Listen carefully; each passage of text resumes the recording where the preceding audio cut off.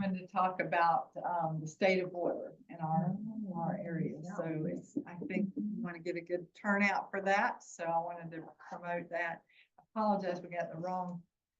Anyway, I sent in the revised schedule, but it hadn't made its way. Somehow it didn't get in this Thursday when Bob did his thing, but I will send it again. So we've got a great lineup for the rest of the spring, summer, leading, and your book club's meeting this. The book club is going to meet on Zoom on Wednesday at 11 a.m. And if you can't be with us, like Sheena, but are interested in being part of the book club, send me an email of suggestions or you know, that kind of thing. If you're not on my book club email list and want to be, let me know. I'm going to resend the link. I sent it a week ago. I'll send it again, both to the whole Crossroads group as well as to the book club. So some of you will get it twice. My apologies, but. So that meeting, you have ideas on books, you know, right? And you can weigh in on time and days and that kind of stuff. We will pick books at that meeting, and we will pick also when we will meet to discuss those books and who will lead the discussions. So we usually pick 4 books and discuss one in June, one in July, one in August, and one in September. And so we have a month to read each one. And if you're interested in 3 of them and not interested in, you know, the rest, or the other one, that's fine too. Or, you know, everybody has their schedules and their preferences, but yeah. And then, Are you thinking that meeting will be about an hour, hour and a half, do you know? Oh, it won't be, it shouldn't be more than an hour, I would think. great. Yeah. And then Bernice had an announcement. More of a request than an announcement, but next Sunday, we're gonna have a recognition, celebration, whatever you want to call it, for Sherry. As a, you know, a memorial, I can't even talk this morning, but it's got to be in this room because the fellowship hall is being used for Art for All. So I would like to know if those of you that are in this class, as soon as the class is over, if y'all could fold up those 3 portable tables, leave them against the wall, and move all the chairs as a big circle around here so that it will be ready for her reception, because it will be in this room. Okay. So it's not hard. I'm going to be out of town, and so I just need to know that that's being done. Yeah. Thank you. I know Mary Beth's out, so I'm out put it too, on my so. calendar. But you never I will forget. be here to remind you. Good. Thank you. So one thing I love about this, when Mary Beth puts the announcements out, we get bios of everybody. I'm going, oh my goodness, you know, all the educational background. It's very, very cool to see all that and get to know people that way too. But I'm very excited. I love I call it the gardening team. But anyway, I love the work that our church does in this area. And Sheena, of course, is master gardener and I think official leader of the group. And so I'm excited to hear what she has to say about pollinators. Buzz. Hi. Pretty good. All right. Pollinators is the new word. We used to talk about butterfly gardens out there, but now we call them pollinators, pollinator gardens. And hopefully at the end of this, you'll understand why. So yes, I was a teacher in Scotland for quite a long time, and I had to teach handwriting. You know, in Scotland, church and state are not separated, so we taught religious education in school. That was okay, because if you think the history, the school system was started by the church in Scotland. So it's very much together. Maybe not quite so much now, I hear from my friends, but we certainly had to do it. So when I was teaching handwriting, you know, it's boring just doing letters. And I always tried to think of or find some little sayings, something funny that would, you know, make it a little more interesting. One of the ones I used a lot of the times was, God in his wisdom made the fly and then forgot to tell us why. Because, you know, people think of flies as being a nuisance, and probably there are a lot of other bugs that you could say fly to replace, because there are lots of things we think of. Oh, swat it, get it out of the way. And mosquitoes, yes, I'm covered in bites. Those are bad, but most of them are not. So pollinators, very important for various reasons, and we'll see that in some of the PowerPoints. But the pollinators are in decline. So what are the reasons for this decline? I have 5 reasons. Do you, any ideas? Pesticides. It's misuse of pesticides. That is the biggie. Yeah, that's one. Any more? Fewer plants and trees in green areas. Yeah, well, habitats are disappearing. You know, as we're building more houses, more roads, more businesses, we're losing a lot of those habitats. So we just don't have places for the pollinators to go and live. Okay, that's 2. Climate change is altering a lot of things. The same plants are not grown in the same places, and the pollinators are moving around differently.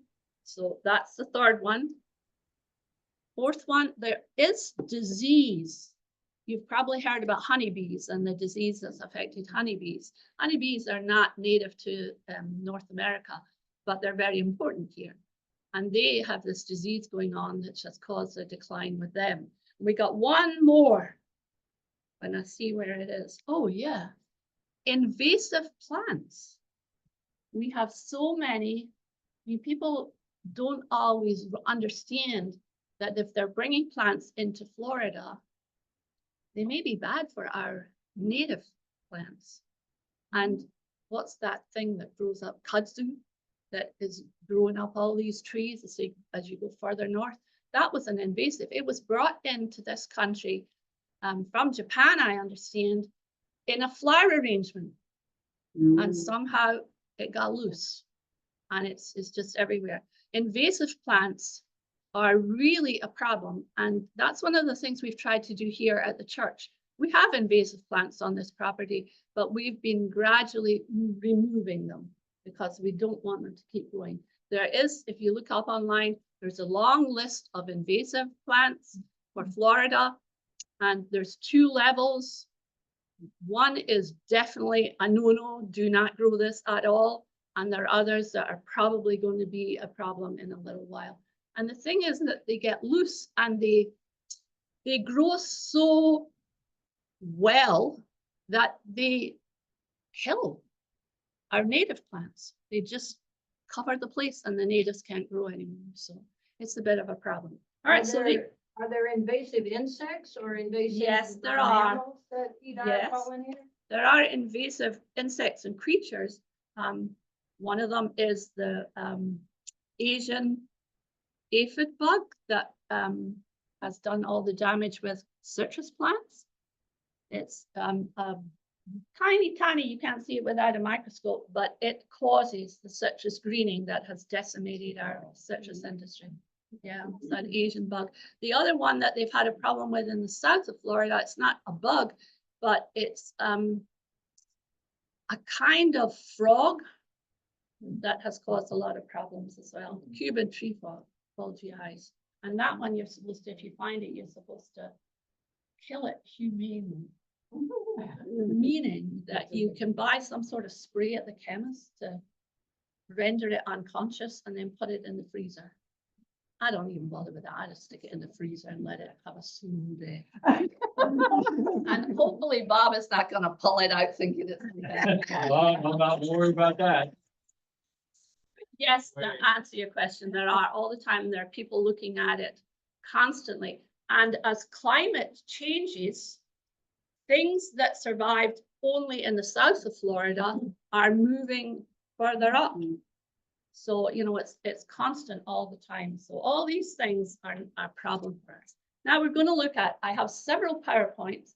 I took this pollinator ambassador class, so I'm really new to this sort of stuff, but we'll see how we go. So first one we're going to look at is let's talk pollinators.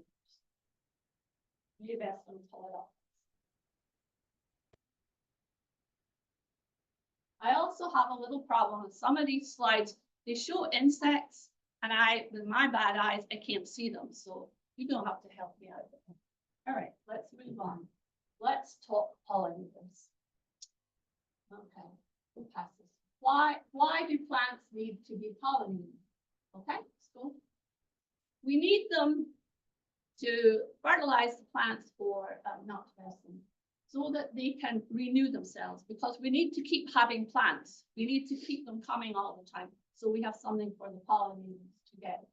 And you know, it's like people, two parents, yes, you need two parents, reproduce children, but they don't all look the same. They might look similar, brothers and sisters. They don't look exactly the same. That's the sexual reproduction. You can also reproduce asexually in plants, which is like taking a cutting off a plant. And that's like Dolly the sheep that they cloned. They got an exact copy. So when you take a piece of this and propagate it, it's exactly the same as the mother plant. But that does not allow for variety a little bit. And we do need to have some sort of variety.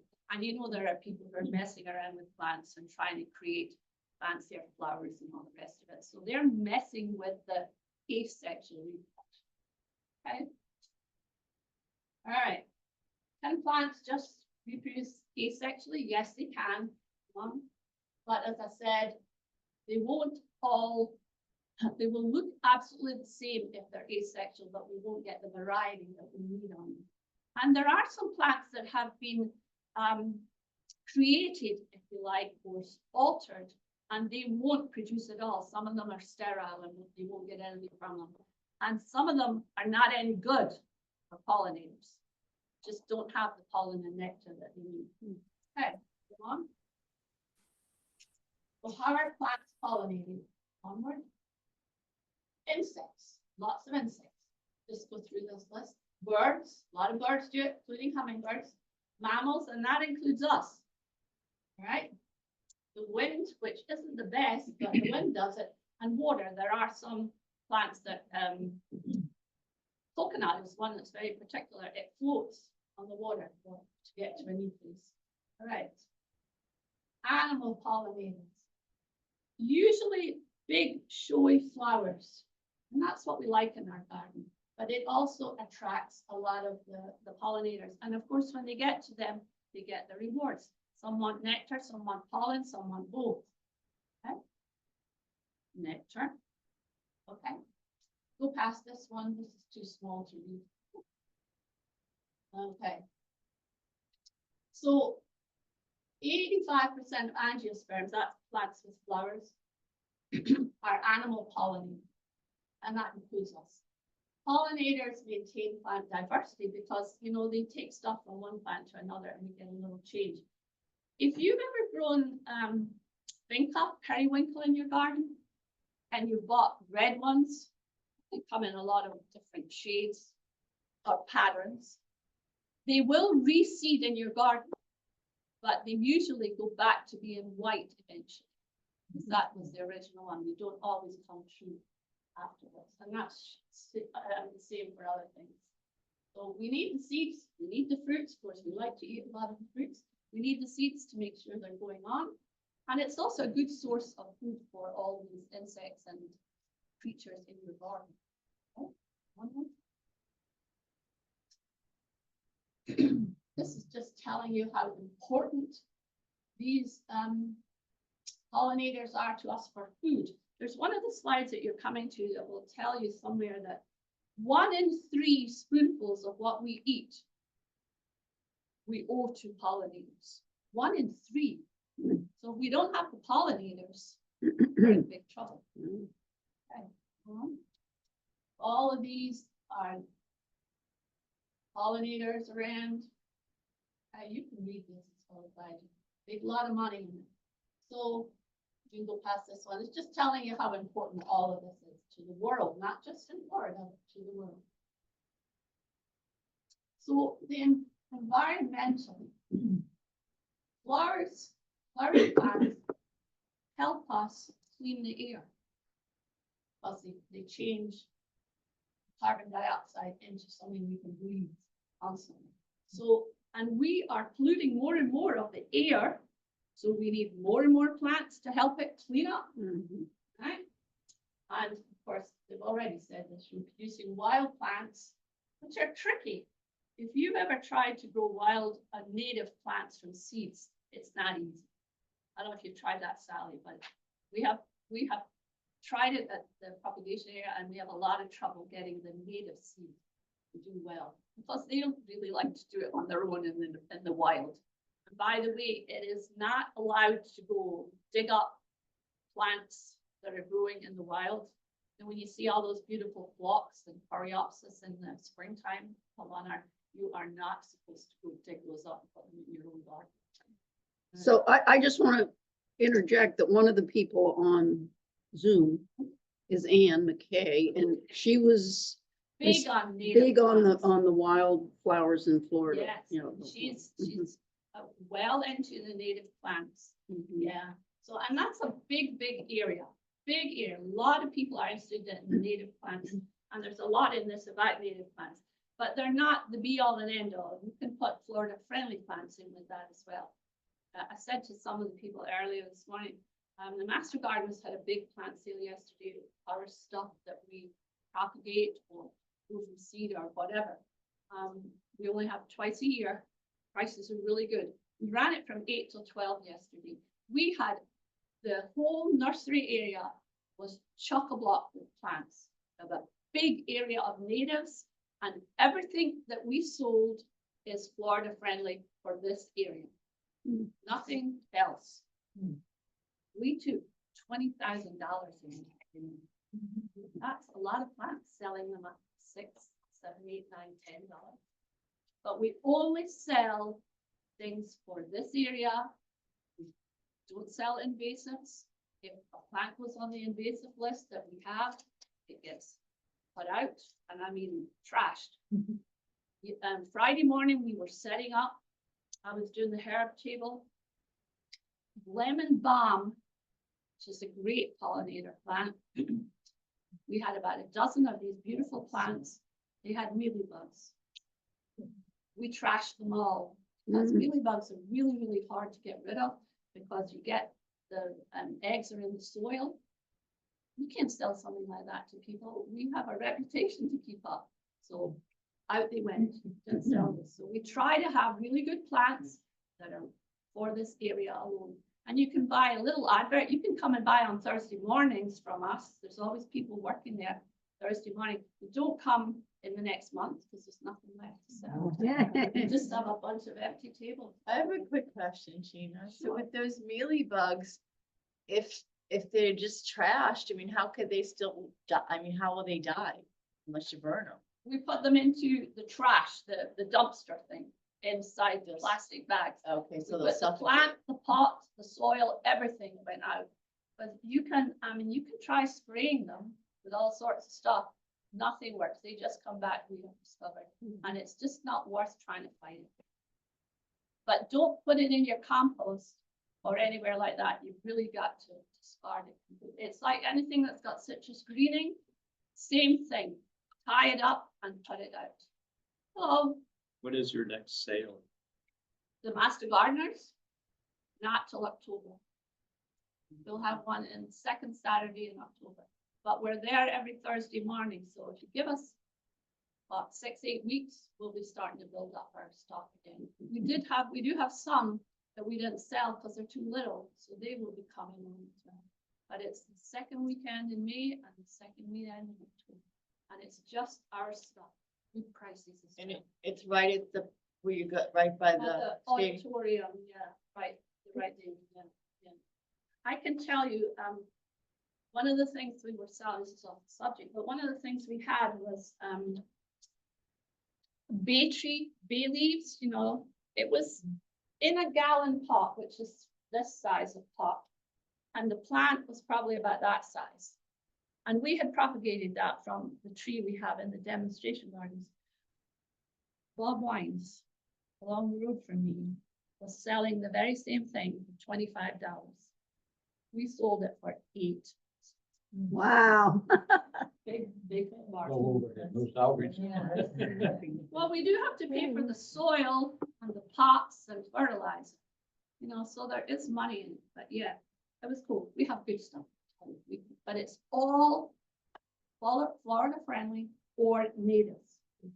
And every time we get more and more people asking for natives, and people are becoming much better educated about the native plants as well. I have a bunch of leaflets here, including lists of natives and flora-friendly stuff for you to pick up at the end of the talk. Does it have the address of where you are, where the? I don't think on those because they didn't necessarily come from us, but there's a thing here on the Great Pollinator Census. And this has information that probably has on the back of it where we are. We're up there on Northeast Jacksonville Road. Oh, okay, By the livestock pavilion, Livestock pavilion, So okay, it's that, okay, just east of the I livestock. know where you pavilion. are. And we have this huge nursery. We also have a lot of demonstration gardens there for you to come and look and see what we're doing, including pollinators. All right, there was a lot. Okay, we talked about pollinators in decline, and we've got to do something about it, and we can do something. Okay. Past this one, I don't know why he put that one in there, and that's just at the end of that one. Now, the next one maybe best going to pull up is building a pollinator habitat or a pollinator garden. And I know you've got a wonderful garden started, your natives. Margaret has been very good about putting flowers in the church for service on a Sunday morning and buying plants that are appropriate for our garden and generously donating them to us afterwards. And not the only one, we've had Marianne Fullerton has done the same thing for us. They don't have to be natives as long as they're FFL. Okay, this is fun. All right. Okay, so we're going to look at some of the different insects that we have. Managed bees are honeybees. Honeybees are not native to North America, but they've been here for a very, very, very long time. Probably the Pilgrims brought them with them when they came over as well. They're really nice. You can really recognize they're kind of skinny little bees. They don't sting you unless they're provoked, because if they sting, they're going to die. But they've really got to be feeling themselves very much in danger. So they need nectar and pollen to keep their hives going. Most of them, of course, are in a hive unless one of them, if they get two queens in a hive, then one of the queens has to leave. And she usually takes a swarm with her, and that will create a new one. Sometimes those get out in the wild. But honeybees, they're really interesting. My dad had honeybees, that's how I know a lot about them. And they're a lot of fun to deal with. He always maintained that when he got stung, it helped his arthritis. That's what he said. But, you get your veil and you get your gloves and things on and you can work with them. Highly intelligent insects, highly intelligent.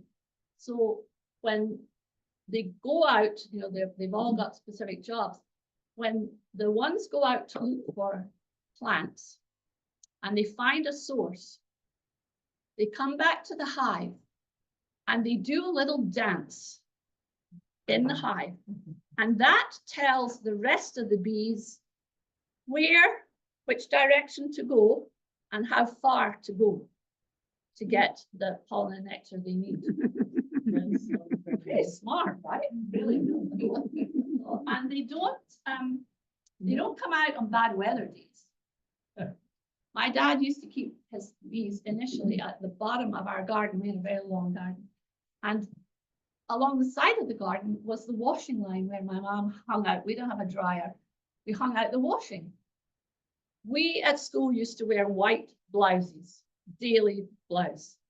Well, when the bees came out in the wintertime, if it was a nice day, they would come out on a cleansing flight, meaning they came out and pooped little stringy things all over the white clothes on the washing line. Oh. And then my mom would be ironing them and the hot iron would hit on it and you got the honey smell coming through. Of course, it made a mess as well. Yeah. But yeah, cleansing flight. Fascinating insect. And they do really well at going from plant to plant and being great pollinators. Okay, I'm not going to read all the stuff that's up there because no point. You can glance over it. I'll fill in with other things. So we still have information about our native bees. Okay, not native bees, I mean managed bees, honeybees. Okay, there are a lot of native bees.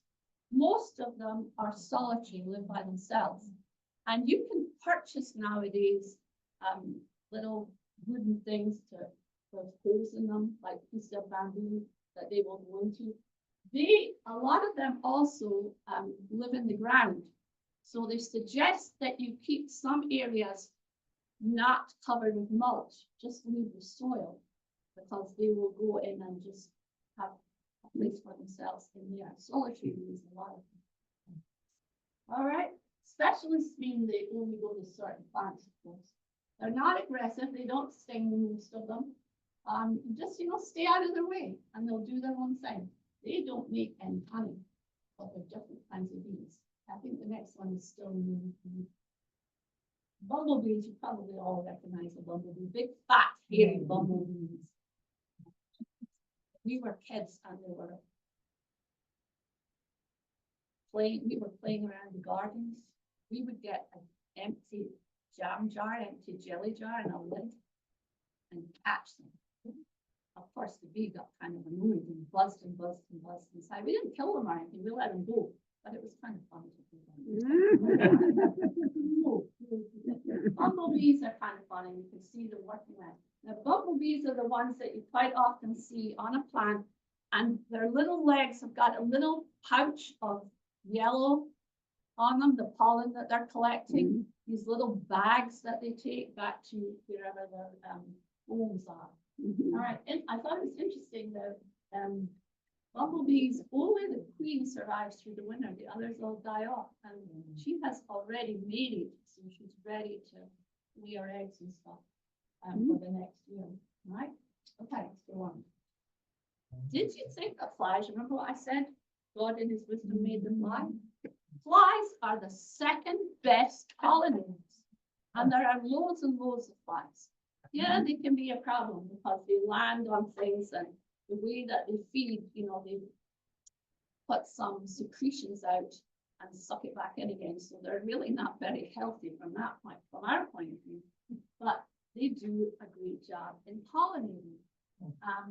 The syrphid is this little stripy thing that you see here, and you do see them around in the garden. A lot of us think that they're wasps, but they're not. And this is a hard thing, recognizing all of these different pollinators and getting to know what they are, and not killing them just because they're bugs. Yeah. Do you hear, Mister at the back there?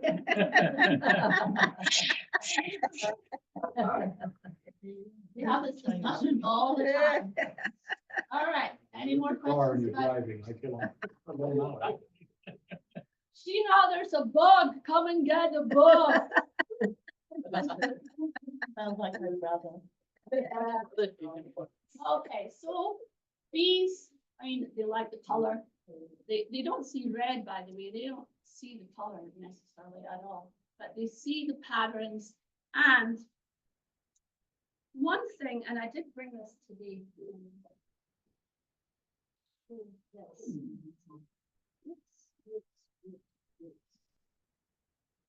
I forgot this. I have to go back home for this one. Okay. Lots of flowers are like this. I'll pass these around, some marigolds, and they're very, tightly in together. The pollinators can't get into this so easily. They just can't get into it.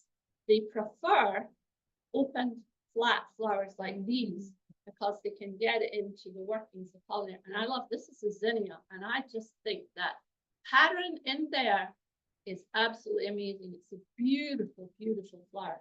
This was. It looks like echinacea in it to me. Yes, and also plants, flowers like this. Butterflies can land on that, and other flies and everything else. The pollinators, they can land on this because they have to land and then get what they want from it. They can't get at these at all. So these open things are the best ones. We pass these around. But I just grabbed those this morning. Make it a little easier. They're prettier to me because they have faces like inside. Yeah, and a lot of them, they like the colors. There are different pollinators attracted to different colors, but some of them don't see a lot of colors. All right. Sheena, I keep so on getting a off the species, let's say the passion flower. Yep, So in, say, Bob Wines, you have the natives and you have the non-natives. Their leaves look a lot the same. So can you you need explain? to ask, you need to ask, and hopefully someone's gonna be honest and tell you the truth.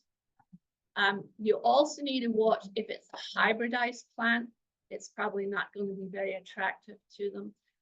If you know the scientific name, a lot of the plants would have that name on it. Now, if you buy from us,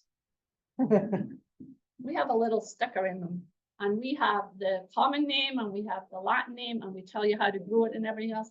And if it's a native, we write native. So The hybridized version is not as good, not as good. for pollination. For a long time, Lowe's had, not Lowe's, it was Home Depot, had plants that they had sprayed. And they were really, I mean, you should not be buying those at all because they're not good for you. I mean, remember, misuse of How do you know pesticides. if they're sprayed though? Well, they did have, at that time, they had stickers in them that said they had been sprayed. They did say that, but they don't always. You don't know. You really don't know. So this is why sometimes you need to go to a more specialized nursery. Margaret, I think you have an idea. I have found a new one. And she's just so nice. It's called Goldenrod Meadows. And it's south of town, and it's kind of a little bit of a bumpy road. I had to put my SUV on it and I just had to go slow. But she's only officially open Saturdays and Sundays from 10 to 2.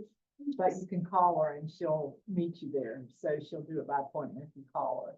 But she, just the nicest mom I have heard, and I don't know this for sure, that she has a special needs child, and that's why she started this nursery so she could take care of her child. At the same time. But there's very little in town. It's very depressing. Yeah, to there's find not a lot true around natives here, in not a town. lot. There's some in the Gainesville area, I think. Right. There are a And- few. Another one I love is Chiappini, which is at Melrose. It's pretty big, but it's actually, I would really recommend the small little, she's very friendly.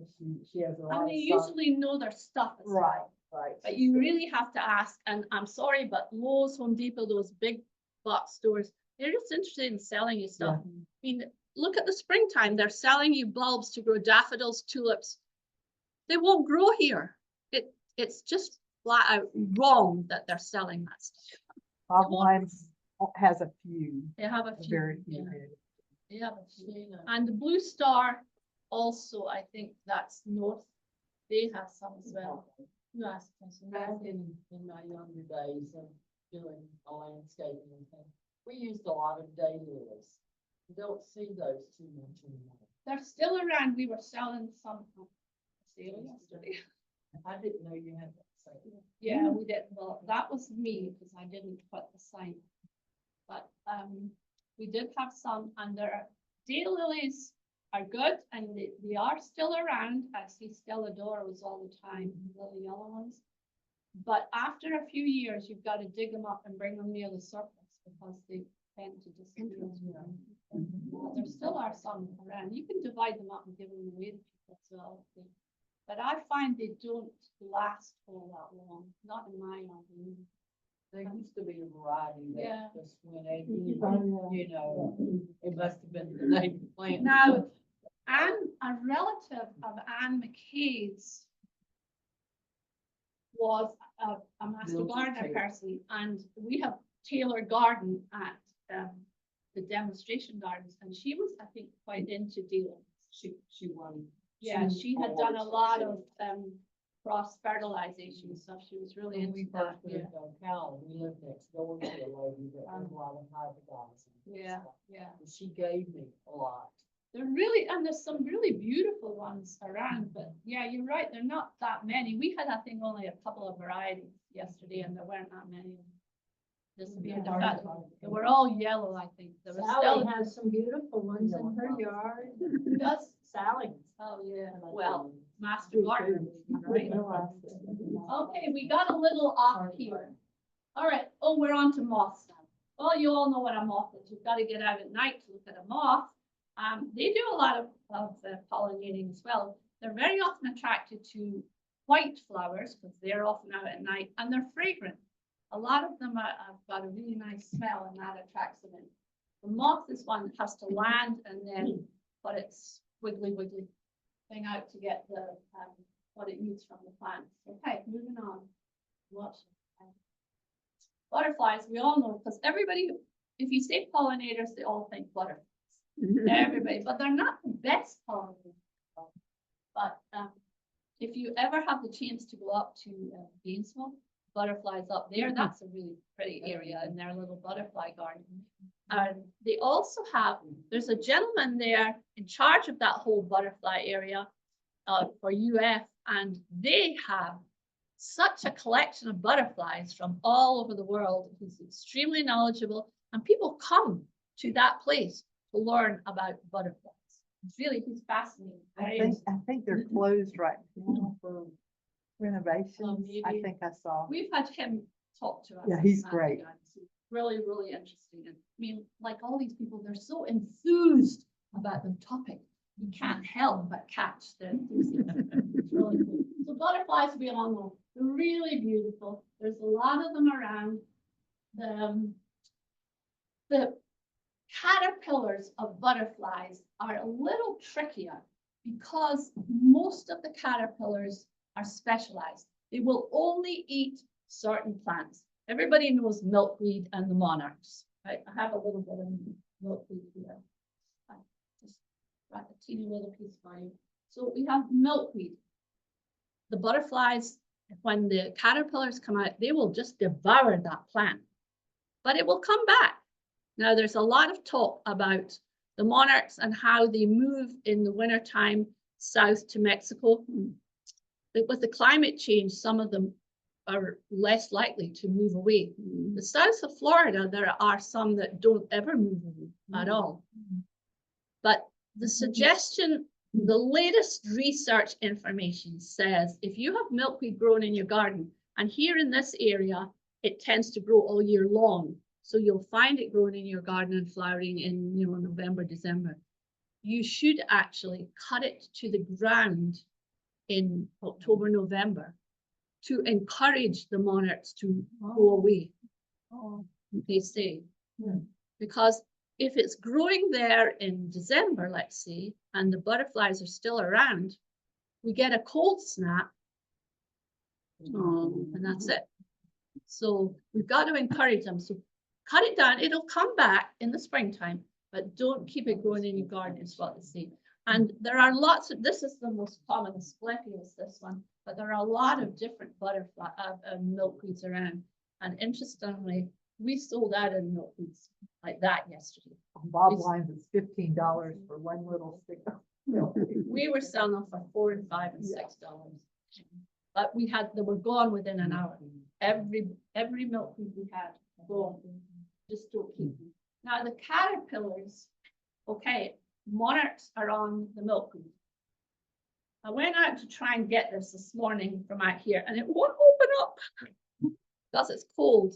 This is a passion flower, and out here on the fence around the air conditioners, you should go take a look. It is covered in flowers, and it will be coming out as it warms up. This passion flower, and this is what Margaret was talking about, this is for the zebra longwing caterpillars, and the zebra longwing is our native butterfly in Florida, and also the Gulf fritillary, and that's a hairy caterpillar. It will, not the flowers, but it will eat the green leaves. And we have once or twice come by our plants. There's not a leaf left on them. Nothing. They've devoured the whole lot. But the flowers are absolutely beautiful. It's called passion flower. I don't know. Pastor Bob, did you look it up? No, okay. It has a great. It's got a great story to do with the missionaries and telling the story of Jesus' passion from all the different patterns that are inside this flower. It is just one of the most beautiful, but only 2 caterpillars will live on that. And there are others that, you know, they're specialized. They will only eat those particular things. What I would like to know is, you have the monarch caterpillar on your milkweed, right? Milkweed here. And it eats it all up and it gets fat. The next thing you see is the chrysalis on the fence way over here. How does that caterpillar get from there to there and hang itself up on the fence? I've never seen it though. Have you ever seen it? I don't get it. Because it's fat and God's slow, amazing creation. isn't it? It hangs up and then it turns into that little, and the monarch chrysalis is really cute. It's pale green, but near the top, it has this little ring of what looks like gold, sparkly gold ring on top. It's really, really cute. Yeah, God's wonderful world, definitely. Okay. How long does a butterfly live? Not very long, it's only days. Only But they're days. flying to Mexico and I know, that's a good question. And one thing that I saw online, and I'm not sure, I really have to look into this a bit more. It said that the last butterflies of the season, before they fly, are somehow made differently. And they're able to fly all the way to Mexico. That's what they said. They had a thing on 60 Minutes a few months ago Yeah. on it, and that's what they said in That's that. what I found when I looked it up, because That generation lives months made instead of differently, days. yeah. uh-huh. because last year at our VBS, Harvey asked me to do a little thing on butterflies, because, you know, we released butterflies last year in the garden. That was really cute at the end of the VBS thing. And I knew some kid was going to ask me, because they only live a few days, how do they fly thousands of miles? I'm like, okay, I gotta find out. And when I looked it up, that's what it said. Somehow there's something different in the makeup of that last generation of butterfly, and they can go make it all the way there. God's wonderful world again. Things we do not understand. Okay, we're getting off the subject, but it's fine, right? Okay. All right, let's go on. Beetles. How many people hate beetles? Pretty solid things, but look, the largest insect order that we have, and there are big ones and little ones, and yes, they're also pollinators for them. And they might eat some of the other things as well. Really cool. So again, beetles are good pollinators. Moving on. Are lightning bugs pollinators? They're beetles. They probably I guess are. they are. Probably are. Yeah. Hummingbirds, we all love hummingbirds, and they are good pollinators as well. But for hummingbirds, you need to find flowers. They like red, you know, everything hummingbird is red. But you need to find flowers that have little tubular flowers, plants that have little tubular flowers, because they've got to be able to get into it. They do not need to have a landing place, because hummingbirds just hover, and, you know, suck out the stuff. This is a kufia, which is a really good pollinator. You can get a much bigger one that grows into a shrub. This is a honeysuckle, and this is very pretty in a hanging basket. So I have one of those hanging things that's got two hoops on it. So I have a hanging basket with this in it on one side and my hummingbird feeder on the other side. With my eyes, I don't always see the hummingbirds, but people tell me that they come. So this is cute. You can pass it around. It's got really nice. I'll grab this before other people do. We're sold out of that. So that this past Wednesday, I think it was Nova on PBS, there was a whole hour program about the hummingbird, and a lady in California who takes injured or sick hummingbirds, and it was just a miraculous thing that she does. We only have one, the ruby-throated hummingbird's the only one you'll get in this area, but in other parts of the country are lots. They're actually kind of aggressive course. You can get a Yeah, lot of but it. some of them, that we showed them fighting. Yeah, they can be And all, quite but it was, aggressive. she just knew a lot. She's been doing this for Sorry? years. They're not good sharers. No, not good at all. But they, you know, they're around in this area all the time. They're really, and you can nest. A friend of mine found teeny, teeny little nest Yeah. with them in it. Yeah, very, very tiny. Another good, tubular, flower for hummingbirds is aloe. That's where mom. Yeah, the aloes will flower. Now, some people tell me when I talk to them that they don't flower. My aloes flower on and off all the time. And we have them out here. Last year, Annette, remember we had a beautiful aloe that had a whole lot of flower heads on it. It was the best I ever saw. Really, really good. So you need to look for tubular flowers and red for them. They like fire spike too. Fire You know, we spike, can yeah. Firebush. Firebush is good. We have a lot of firebush out here. Very, yeah, anything that's kind of tubular that they can get into because they hover, they don't need to land on. All right, let's go on. Building your garden, here we go. Okay, Oh, the next one. no, that was the same one, Mary Beth. It's just the same. Yeah, I know. What's the next one you No, want? no, that was the same one you were on. We just Well, continue. keep Just doing continue. that. Oh, I I see. have a question. Yeah, Wasps. they have wasps as well. Yeah. They're Now wasps, you can usually tell because they got a narrow waist. And they nest. they nest Big nest. and you have to watch because they will sting you. They don't die when they sting you. They will sting, but if you stay out of their way, they're not too bad really. Not really. The paper wasps are nasty though. We get them out here occasionally. Yeah, we spray those. Because we don't want people coming around here getting stung. What's the best thing to put on a wasp or a bee sting? And is it different? I mean, what kind of medicine should I keep in my shed? The wasp, and somebody might know this better than me, wasps can leave a stinger in you if they sting. No, take that back. Honeybees, if they sting you, the stinger stays in because when they sting you, it rips something from their inside and they die. So they're very reluctant to sting you, but you got to get that stinger out with a pair of tweezers or something. Wasps can sting multiple times. And I don't know, I use stuff at home called Afterbite.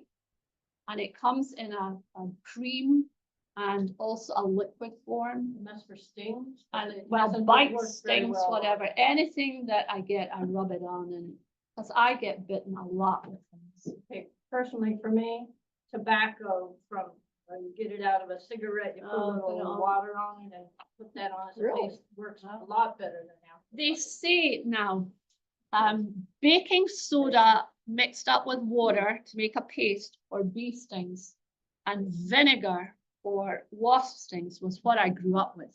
Now that might be folklore from Scotland, but that's what my mommy did, so. You know? did that too. Yeah, see, Does it seem to work to Yeah. reduce Well, the? vinegar works for. listen, if your mom tells you that that's gonna help, Oh, well. it's gonna help, right? Don't. I was a mother of a man, well, mother of two sons who were all the time playing in sports, ant bites, bee stings, wasps.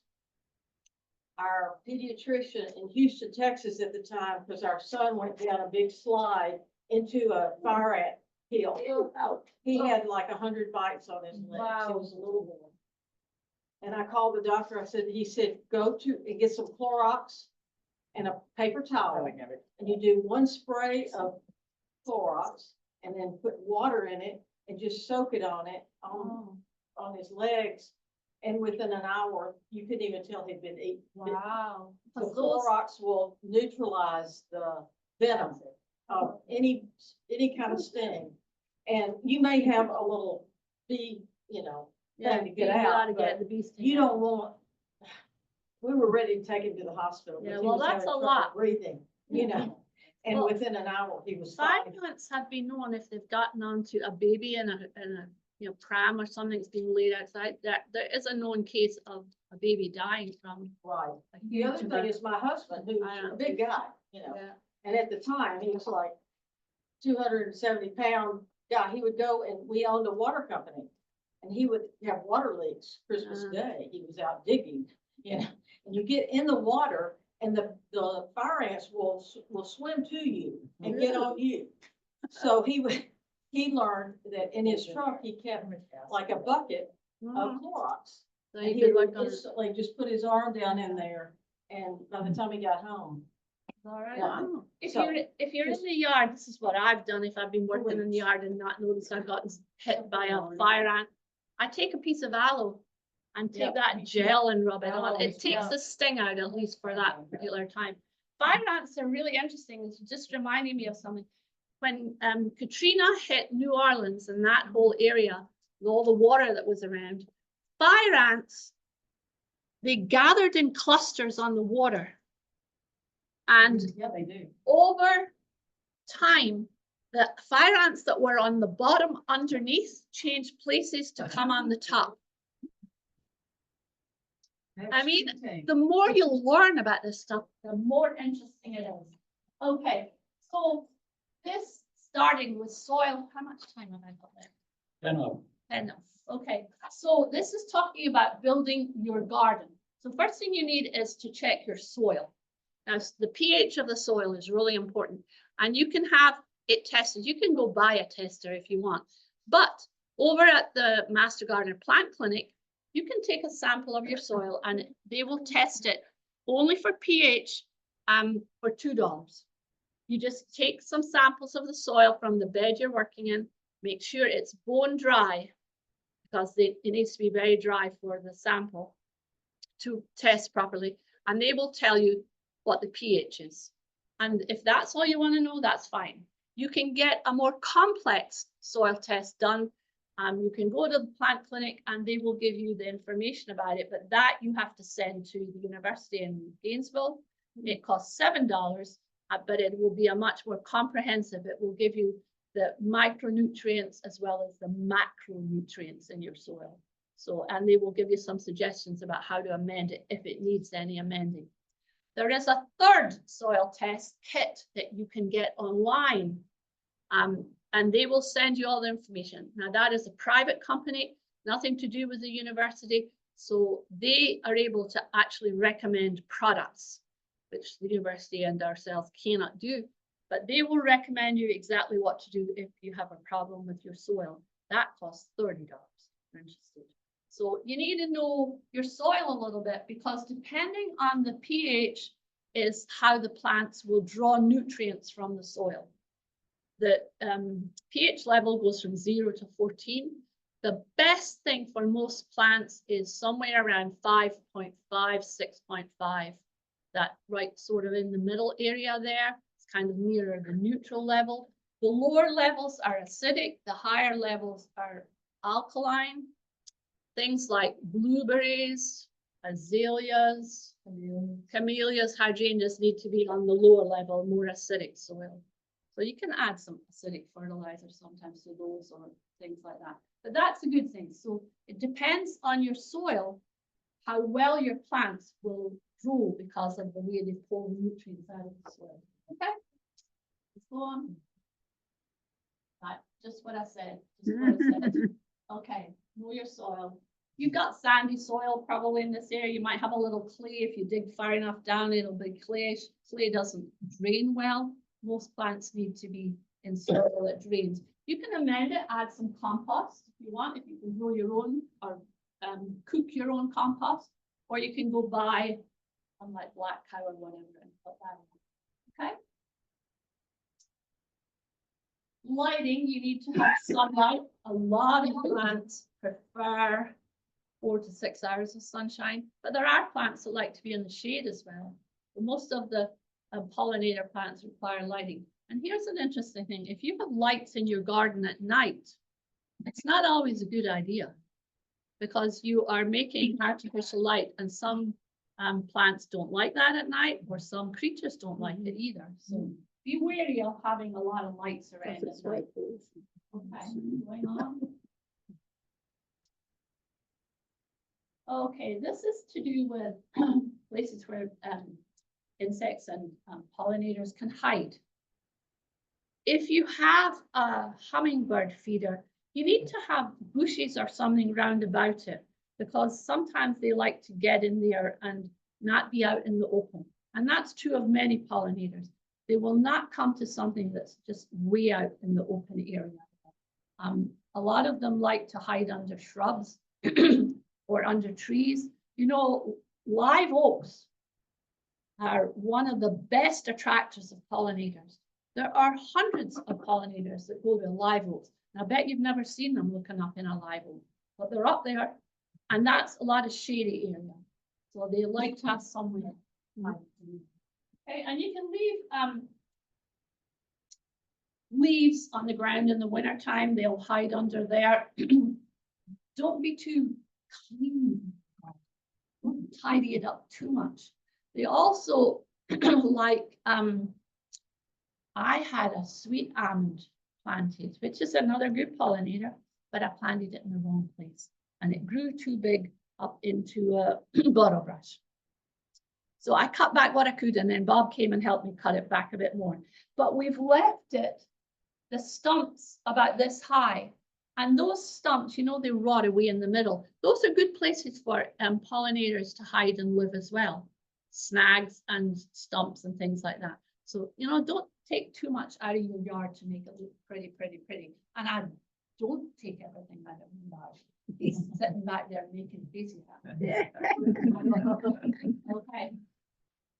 Water is important. They need to have water, and I meant to bring this with me and I forgot. You can, now, water is a controversial point, because if you have water laying around, you might attract mosquitoes. So you should change the water regularly. If you have a bird bath or fountains or whatever, change it regularly. But you can also make a little puddle thing. If you have a saucer, and mine is just a fancy saucer that was under a pot at one time, I put sand in it and then put some pebbles on the top of that. Make sure there's one or two bigger pebbles, and then you put water in it. So the bigger pebbles are half above the level of the water. And that's because the butterflies can land on that bigger stone, but they can get water, and other insects as well can come. And you just, you know, keep it clean, put water in it from time to time. It's kind of like a little puddle thing that they like to come. Because if you might have seen butterflies at puddles, and just, you know, after a rain shower, they need the water as well. And of course, you need to water your plants too, but it's the insects that we're really talking about. So we're talking about a dish with pebbles, and it's cute. No problem. All right. Pass this one. Native plants. We've talked a lot about this morning. There are tremendous native plants that are really good for pollinators, and more are becoming available, but it is hard to find places to purchase. They're great, and a lot of pollinators are attracted to them. They do really well, but here you can mix the native plants and the Florida friendly ones, and you'll be fine. Okay, moving on. Colors. The brighter the colors, the better. And you should also plant in clumps. So you get a clump of the one flower. So you get a clump of pentas, and there's a lot of them there, and a clump of coreopsis. Don't put them out one by one by one. Make them out there in groups, makes it a lot better. And vary them, vary the colors and the shapes and the sizes, and also the times and when they bloom, because you really want to have something blooming pretty much all the time. Okay, moving on. Shapes we just did, all sorts of shapes and things, all the stems, nesting. Okay, we're going to go through this quickly and then we'll be done. All right, butterfly host plants. We talked about this a little bit earlier. Go on. And the larvae, we talked about the caterpillars and how they have to specialize. Okay, onward. Okay, butterfly milkweed. We did talk about it. Asclepias is its name, and that's where the caterpillars love. Onward.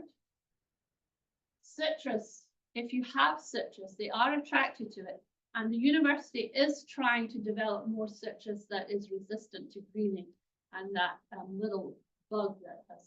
They've got a sugar bell mandarin that is really quite resistant to it. So that's a good one if you can have it in your yard. The passion vine is the one I showed you this morning, this beautiful purpley blue one. Please go out and look at this. It's just doing so beautifully. Wonderful. Okay, onward. Pipe vine, I'm not so familiar with. We have it in the demo gardens, but it's one you can purchase. Onward. I don't know partridge pea. Let's pass it by. It's a good one. I don't know senna. Pass that one by. Nectar plants. Okay, let's go for nectar. Pass it on. Okay. There are plants that come in studio, just trying to tell you, and pollinators that come in studio. Okay, go on. Bees, butterflies, birds. Go past, go past, go past. We've done most of this already, talked about it through the one. I told you it's the flat shallow one, so they can land on. All right, pass it by. Pass it by. Okay, beach sunflower, we have that out here. Beach sunflower, a lot of yellow. Oh, the next one. Big, long one out there. That's pretty. Okay, we'll pass that. Black-eyed Susan. You must all know black-eyed Susan. It's a very common plant around, and it's very good. Okay, buttonbush is a pretty little bluish-colored flower. It's really pretty. And we were selling that at Master Garden. Okay. Redbud. We have a redbud out front. It flowers in the spring, and then it grows its leaves after that. It's another good one. Okay, barbush, we have maybe 4 of them out here. They grow like this, but we cut it back and it just comes right back again. It's pretty, okay? Coneflower, you probably know the echinacea by that name better, but it's another really good one, and it's also the one that gives a lot of echinacea, they tell you, for foods and things. Okay? Now this, I have this in my yard. It's really pretty. It's not a hibiscus like you think of hibiscus. It grows up in one stalk. It has a flower at least that size around. It's got 5 or 6 petals that are red with white patterns on them. It's very, very striking. And then it turns into a cone and you get seeds that you can, regrow. Hibiscus cochineal, it's a really nice plant. Very pretty, okay? We're nearly finished. Go on. Salvia, there are hundreds of salvias. Tubular flowers, but they all like. Great plant. It will die back in the winter often and come back again. SPP means there are tons of varieties of it. Okay, go on. Wild azalea, this is a kind of a native thing. All right, let's go on. You all know azaleas. Sparkleberry, I have looked for this a lot of times and I've not been able to find it. It's got little white flowers that are very attractive, but it's hard to find. Okay, go on. Chase tree, we have one at the front of the church on that side. It's called Agnus Vitex as well. Vitex Agnus, and it was given to us by our Florida friend and landscaping agent. Very pretty, and it grows little purple flowers in the springtime. It's nice. Okay. Spotted bee balm or dotted horseman is bee balm is the smell of Earl Grey tea. So this is a nice little plant that we come to a lot. Right? Go on. False rosemary is this one. It doesn't smell at all like rosemary, but it kind of looks like rosemary and it gets flowers on it. This one is going in our garden. Get around to it. Okay, so pass this one by. It's a nice flower, but I don't know it. Sunshine mimosa is a ground cover, little feathery leaves, and it gets little round globes of pink flowers. And we have a ton of it growing around the front of the garden. I never planted it, it just appeared. It just appeared and it spreads. It's cute though. These tiny little pink lollipop things, very pretty. Okay, on you go. African bee balm. I brought this one with me today. This is a very little one. I have them growing much bigger than this. This is one of the best pollinator plants you can put in your garden. It is a basil, but not really a good one for cooking with. It's not got a great flavor, but I let it all go to flower, and the pollinators, especially bees, are all over this. A great plant. African blue basil. It does die back in the wintertime. If it's not too cold, it will come back. but it's a really good pollinator. I put it right in the middle of my vegetable beds to get all those pollinators. Okay. All right, now, weeds. Spanish needle is a plant we have in the garden out here with little white daisy flowers on it. It's also called beggar ticks, and it produces seeds that stick on your clothes all over the place. Yeah, that's it. But it's a weed and we've been yanking it out, but it's a really good pollinator. So what do you do? What do you do? I haul out thistles, but they're good pollinators. And goldenrod we talk about often as allergy, but it's not. Okay, this bit is just going to go through some planting tips that I'm thinking you probably know how to plant your stuff. Please, there are two things here. There are papers here with suggestions for plants, and there's also an EDIS document from the university on attracting plants into your landscape.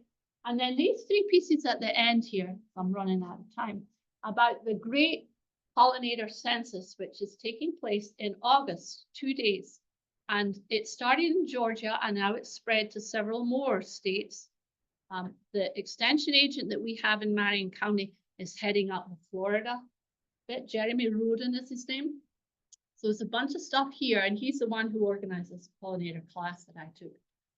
In August, what they are asking people to do is to take 15 minutes, sit in front of a plant that's in bloom, and record whatever plants land on it, and then you send it in. They're trying to, see what's happening. Is it getting better, or are we losing more ground? And the little thing you have to record just give you pictures of what you're looking for. And there's an other category if you can't figure out what it is. But there are 3 different things here on the pollinator census. So take those, and there will be more information coming out about that later on. So I'm going to kind of stop here because I think you pretty much know the rest of this. All right. As you know, people go to choir and Yeah. one thing and another, but It's an gradually easy filters piece out. to Yeah, do. anyway, but this is.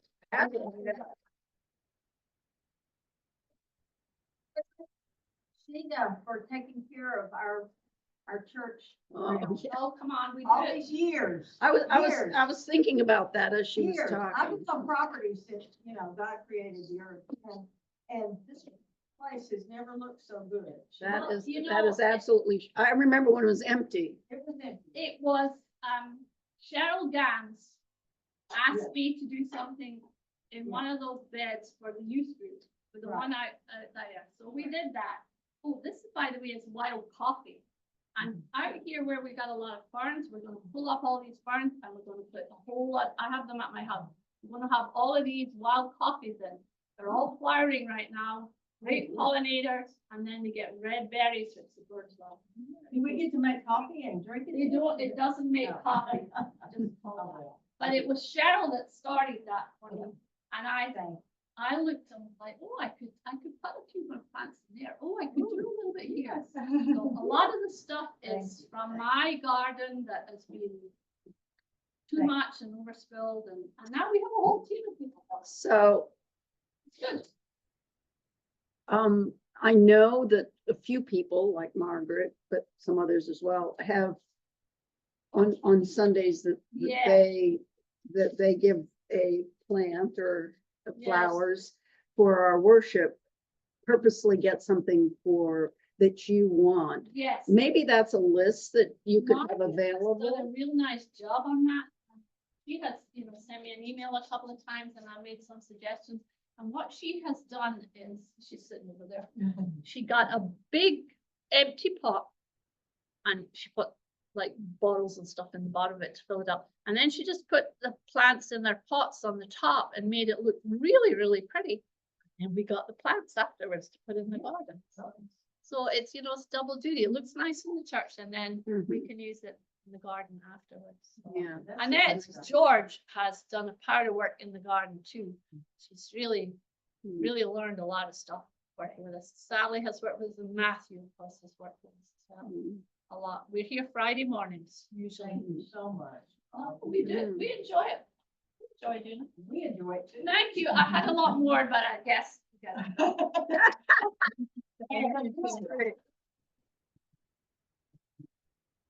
Well, the leaflets here. Goodbye, Zoomers. Nancy's collecting Sherry checks if anybody for